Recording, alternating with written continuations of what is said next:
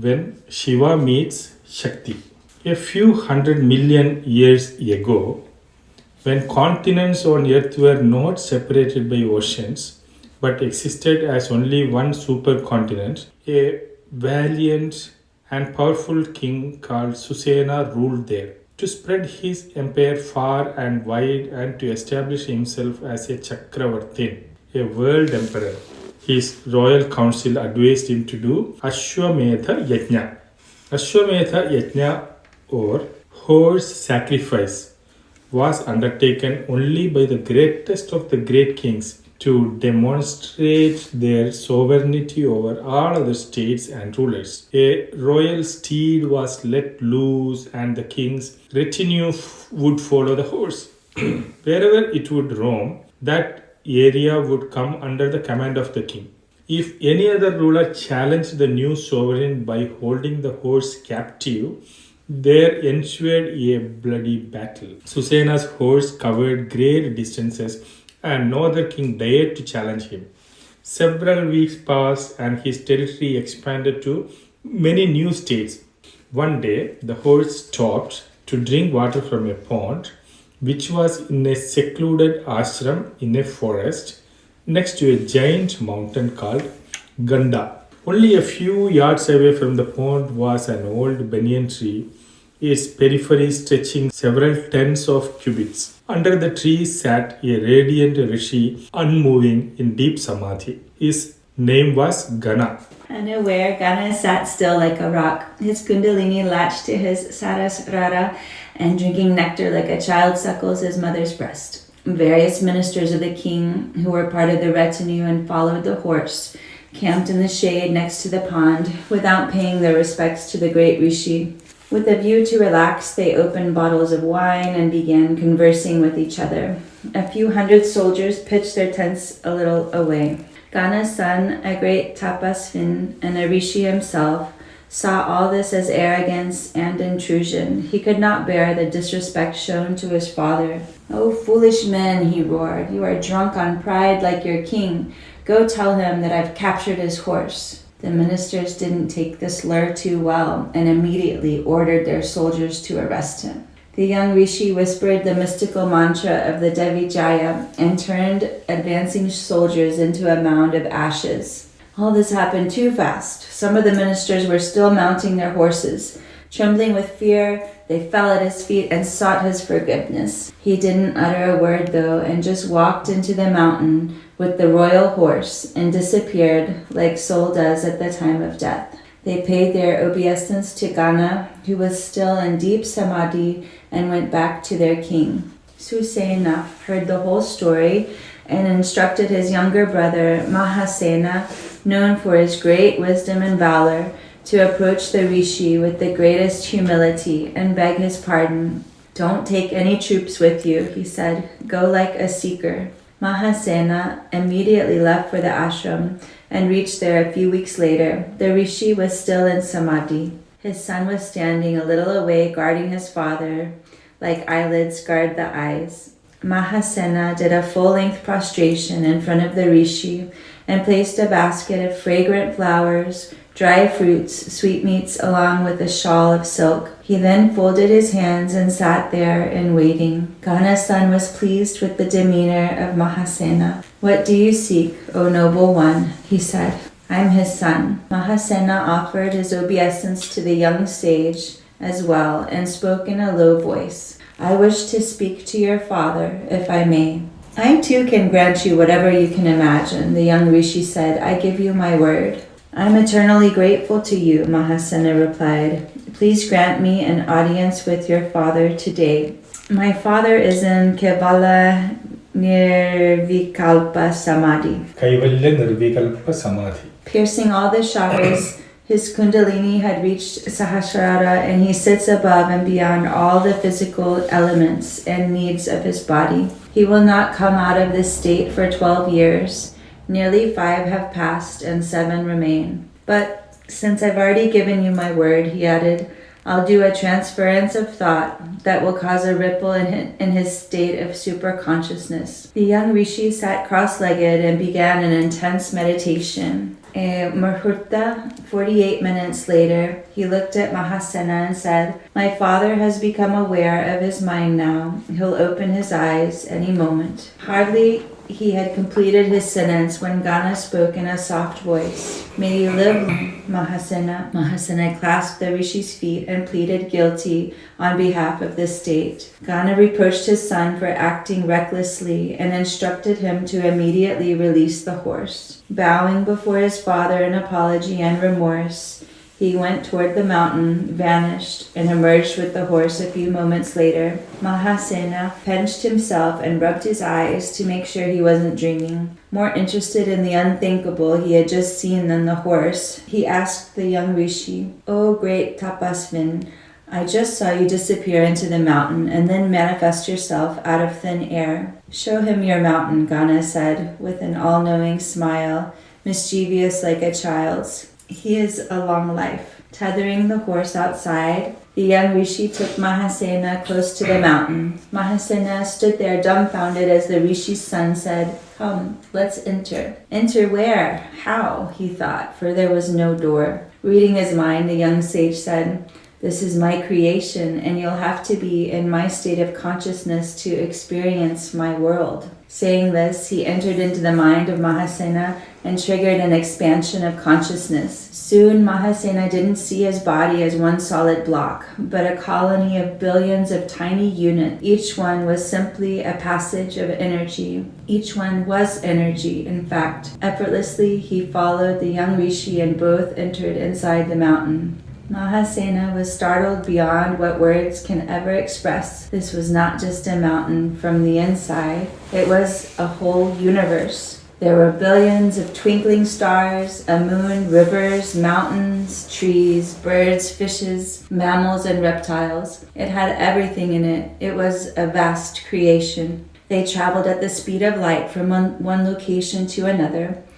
Night gave way to day, and sun arose, unearthing the beauty of the rishi's creation. Mahasena even felt scared looking at the vastness. He thought that he would get lost. He held on to the young rishi as they traveled across oceans and endless forests. A whole day went by, but Mahasena felt neither hunger nor tiredness. "We should leave now," the rishi said. "It's so amazing here," Mahasena exclaimed. "It's another universe. Can we not stay one more day, please?" The rishi laughed. "Mahasena," he whispered, "trust me, we should go." Obeying the young sage, Mahasena followed him, and soon they were out of the mountain. Everything looked different outside. Only the old tree stood where Gana, the great rishi, still sat in tapasya. Other than that, there was no pond, but a mighty river flowing there. The horse was nowhere to be seen. The trees looked a lot different. Some almost looked ancient. Even the animals and apes were not what they were a day ago. "Where are we?" Mahasena asked. "I can see the great rishi, but this place looks different." "It's the same place," the rishi replied. "How can it change so much in one day?" he asked, in disbelief, even doubting that perhaps the young sage was frolicking with one of his tricks. Gana's son laughed and then said most seriously, "Mahasena, time is relative. My universe runs on a different wheel of time than yours." Mahasena looked bewildered, like a child lost in a fair. He could not fathom any of what the young rishi was telling him. Realizing his predicament, he clarified, "Mahasena, 12,000 years have passed on earth." 12,000 years? Yes, one day here in my universe is equivalent of 12,000 years here. "What about my brother, my wife, children, the kingdom?"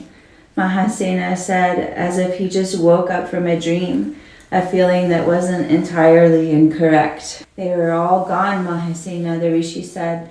"The wheel of time never stops for anyone." Mahasena dropped right there like a creeper without support, and putting his head between his hands, he began crying like a child. "Listen, Mahasena," the young rishi said. "Who and what are you crying for? Nothing here is permanent. Earth, stars, sun, universe, your siblings, family, your body, or anything you can touch, see, smell, hear, or feel. None of this is eternal, Mahasena. No one is dying or living. It's one big illusion. Don't you see? You think that even my universe was real. It was simply a creation of my consciousness. Similarly, this world too is a creation of collective consciousness. Look at my father. He's still there, even thousands of years later, because he has tapped into the source of his energy. There is no movement there, and therefore there is no change or decay. His words worked like a balm on the wounded mind of Mahasena, and he stopped crying. He felt calm, like a thirsty traveler feels in the desert upon drinking pure water. Mind becomes eternal when it becomes still, the Rishi continued. No change is possible without movement. Truth is still, and that's why it's eternal. Please help me see the truth, O Rishi. Mahasena fell at the feet of the young sage. Anything you can see, hear, touch, smell, or feel is not the truth, O wise one, he replied. Truth can't be seen. Truth must be experienced. It dawns like sunrise upon earth. What must I do to experience the truth? Go and meditate. Awaken your latent energy so you may realize yourself and become the master of your own universe. Mahasena sat by the Rishi's feet as the latter demystified the mysteries of universe and expounded on the three states of consciousness: wakeful, dream, and sleep. Empowered with the wise words of the sage and his burning desire to know the truth, Mahasena retired into the forest and began his intense meditation. He meditated till he realized his own true nature. He sat still until the Kundalini reached Sahasrara. Mahasena gained enlightenment by gaining access to his own unconditioned intelligence.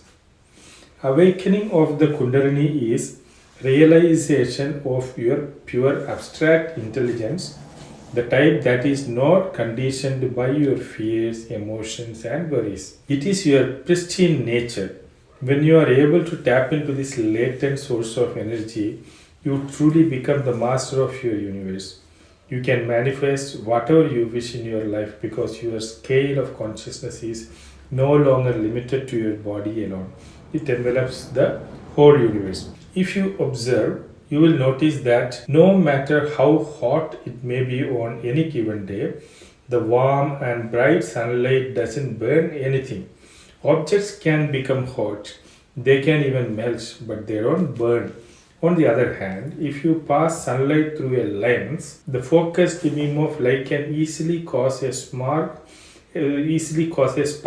in under a minute. This focus, free from dispersion and distraction, turns the same sunlight into an intense beam. Your Kundalini, too, as it rises, becomes more intense. From a simple cloud of latent heat at the base of your spine, it begins to transform into a beam, then becomes a more powerful one. By the time it reaches your Sahasrara, it gets united with a giant power source, breaking free of the shackles of thoughts, desires, emotions, fears, and phobias. It turns you, the practitioner, into an adept, a siddha, at whose command anything becomes possible. The latent energy of the Kundalini is present in all of us like fire in wood. Our fears and conditioning hold us back. They plunge our creative energy to the bottommost chakra, and we end up using it for petty things for the most part of our lives. And through the years we spend living, majority of the time is spent in either battling with ourselves or with others. There is little sense in fighting with the world or accumulating negativity in our minds. Instead, we have the choice to walk on a path that brings our creativity and energies to the fore, mastering the masculine and feminine energies. Each strand of Shiva's matted locks indicates the power of our thought, whereas Sahasrara are his dreadlocks. With each strand of his hair, a yogi can manifest entities like Virabhadra or Bhadrakali. the masculine and feminine energies that will work on your behalf to accomplish your goals. Immolation of sati is indicative of the power of Kundalini, your latent force that is powerful enough to burn you, the false you. You may wonder, who is the false you?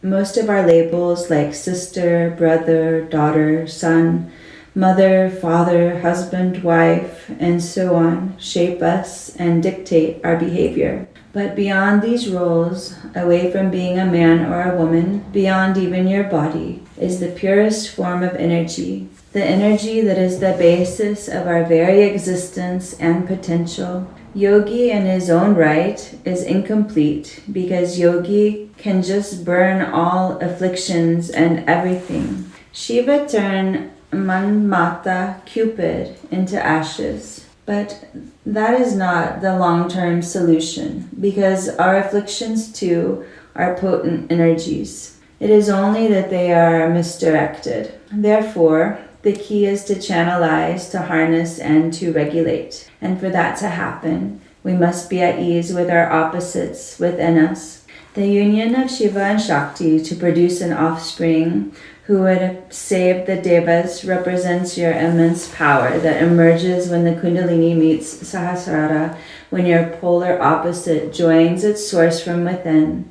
For devas are your noble intentions. They are ruled by Indra, the chief. The word Indri means senses, and the one who rules the senses is your mind. It gets afraid very easily. It becomes protective. And that is why Indra panics whenever anyone sits in tapasya, because intense meditation completely subdues the talkative mind. Danavas, or demons, represent our selfish aspect, our excessive self-concern, our negative emotions, and our ignoble intentions. It is very easy for distractions, for Danavas to trump the Devas. But when a yogi like Shiva unites with Shakti, a state of consciousness arises from that union that wins over the demons. Dharma defeats adharma. Piercing of the chakras and awakening of the Kundalini is the most responsible enterprise that anyone can undertake, for the simple reason that a yogi does not hold the world responsible for his or her feelings and emotions. That has never led anyone to the pinnacle of their potential. A yogi looks within for all answers, because if I'm truly the master of my universe, then I might as well think, act, and be like an emperor. The first word in Lalita Sahasranama is Shri Mata. Mother Divine is my final sanctuary. And like the Kundalini, she is within you. The yogi says, I must seek my own refuge. The next word is Shri Maharagi. The moment I see and realize myself as my own master, Kundalini joins Sahasrara and becomes the empress. You then become the owner of your own universe. Sri Maharajni, Srimat Simhasaneshwari is the third name in Lalita Sahasranama. And then you sit on your own throne with the greatest grace, conviction, and splendor. The fourth name is Chidakni Kunda Sambhuta Devakarya Samudyata. You reach such a level of purity then that by the mere power of your thought arising like a spark from the fire pit of a pure mind, you can accomplish the greatest tasks. When everything is within you, what do you really lack then? When the source of universe lies latent in you in the form of Kundalini, waiting to be shown its way to Sahasrara, what is that you can't accomplish then? You choose if you want to be arrogant and angry like Daksha, or a devotee like Sati, a yogi like Shiva, or a seeker like Mahasena, a rishi like Gana, or his son. These are your choices. Let yourself rise within you and you can be any of these. Udyadbhanu Sahasrabha Chaturbahu Samanvita. The fifth name means by holding the four Purusharthas, endurers of your life, that is Dharma, Artha, Kama, Moksha. You will radiate with intelligence, wisdom, and truth like 1,000 suns glowing together. Go awaken your potential to realize who you really are. How, you ask? Now that you know the literal, real, and esoteric meaning of chakras and Kundalini, let me show you exactly how to awaken this divine energy.